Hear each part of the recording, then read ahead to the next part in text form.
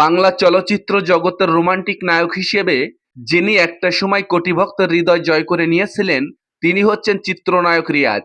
তার সুদর্শন চেহারা, অভিনয় দক্ষতা, রোমান্টিক উপস্থিতি এবং পর্দায় অসাধারণ ব্যক্তিত্ব সবকিছু মিলিয়ে ভক্তদের কাছে এক আবেগের নাম রিয়াজ। দর্শক, আজকের এই ভিডিওটি চিত্রনায়ক রিয়াজকে নিয়ে নয়, বরং তার একমাত্র সুন্দরী কন্যা সন্তানকে ঘিরে।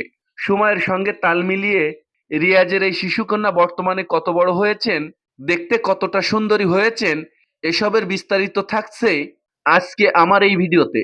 তাই আপনি যদি আমার চ্যানেলের নতুন দর্শক হয়ে থাকেন, তাহলে চ্যানেলটি সাবস্ক্রাইব করে পুরো ভিডিওটি দেখার অনুরোধ রইল। 1995 সালে বাংলার নায়ক সিনেমার মধ্য দিয়ে চলচ্চিত্র জগতে আত্মপ্রকাশ করেন রিয়াজ।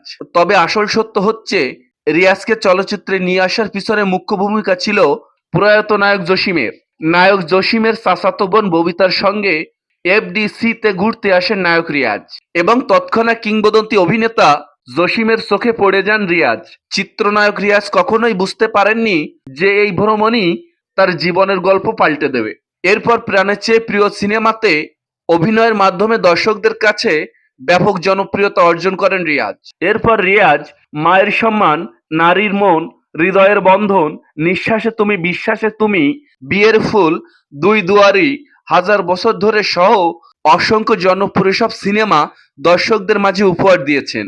2007 সালের 18 ডিসেম্বর ভালোবেসে মুশফিকা দিনাকে নিজের জীবনসঙ্গী হিসেবে বেছে নেন রিয়াজ। এরপর তাদের জীবনে আসে নতুন একটি খুশির সংবাদ।